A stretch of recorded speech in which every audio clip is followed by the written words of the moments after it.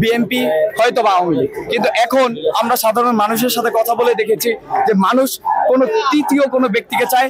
মানুষ আর সেই আওয়ামী লীগ বিএনপির যে ট্রেন্ড, এই ট্রেন্ডের মধ্যেই তারা সীমাবদ্ধ থাকতে চায় না। অবশ্যই বুঝতে পারবে, আমরা যেহেতু 5ই আগস্ট করতে পেরেছি, আমরা রাজনৈতিক দল অবশ্যই সব বুঝতে পারবো।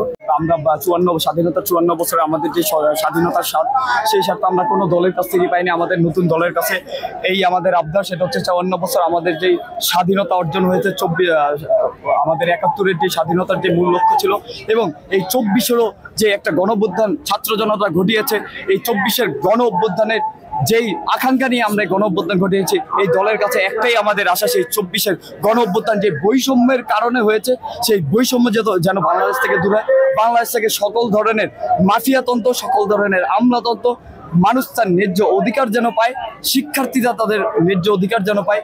এই আমার কাছে এই নতুন দলের কাছে আমার প্রত্যাশা। এই দলের জন্য শুভকামনা রইল, তারা যেন দেশ এবং দেশের মানুষের জন্য কাজ করে। ভাই, আরেকটা এই নতুন রাজনৈতিক দলের আগমনের মাধ্যমে কি আপনারা কি মনে করেন যে দেশের যে একটা রাজনৈতিক সংস্কৃতি, এতে কিছুটা হলেও পরিবর্তন আসবে? আমরা আগে থেকে আমাদের মাইন্ড সেট আপ ছিল যে বিএনপি হয়তো বা আওয়ামী লীগ, কিন্তু এখন আমরা সাধারণ মানুষের সাথে কথা বলে দেখেছি যে মানুষ কোনো তৃতীয় কোনো ব্যক্তিকে চায়। মানুষ আর সেই আওয়ামী লীগ বিএনপির যে ট্রেন্ড, এই ট্রেন্ডের মধ্যেই তারা সীমাবদ্ধ থাকতে চায় না। মানুষ চায় নতুন কোনো দল বা নতুন কোনো মানুষ, যারা তরুণ এবং যুবকরাই এই দেশকে 17 বছরের স্বৈরাশাসক থেকে তারা এই দেশের মানুষকে মুক্ত করেছে। তাদের কাছেই মানুষ আশা করে যে এই নতুন কিছু রাজনীতিতে যোগ করবে এবং এই দেশের মানুষ এবং মানুষের অধিকার আদায় কাজ করবে। আমাদের প্রত্যাশা হচ্ছে আমরা একটা সুন্দর বাংলাদেশ দেখতে চাই। আমরা চাই যে আমাদের তরুণদের হাতে একটা সুন্দর বাংলাদেশ গড়ে উঠুক। আমরা এই প্রত্যাশা কামনা করি। আমরা চাই কোনো দুর্নীতি মুক্ত একটা বাংলাদেশ, আমরা চাই চাঁদা মুক্ত একটা বাংলাদেশ, আমরা চাই আমাদের দেশে কোনো ধর্ষণ যাতে না হয়। আমাদের যে ছাত্র জনতা, তাদের কি পালসকে কি বুঝতে পারবে এই নতুন রাজনৈতিক দল? আপনি কি মনে করেন? অবশ্যই বুঝতে পারবে, আমরা যেহেতু 5ই আগস্ট করতে পেরেছি, আমরা রাজনৈতিক দল অবশ্যই সব বুঝতে পারবো। আমরা ইনশাল্লাহ আমরা কোনো বেইমানি করব না, যেহেতু আমাদের রক্তের উপর দাঁড়িয়ে আমরা 5ই আগস্ট করতে পেরেছি, একটা ফেসিস্টকে আমরা সরাতে পেরেছি। আমরা রাজনৈতিক দল অবশ্যই বুঝতে পারবো। আমাদের মেইন পারপাস থাকবে আমরা আমাদের একটা সুন্দর স্বপ্নের বাংলাদেশ গড়ে তুলবো ইনশাল্লাহ। বাক স্বাধীনতা 24-এর গণ অভ্যুত্থানের পর অবশ্যই বজায় রাখবে। এই আমরা 1971 সাল থেকে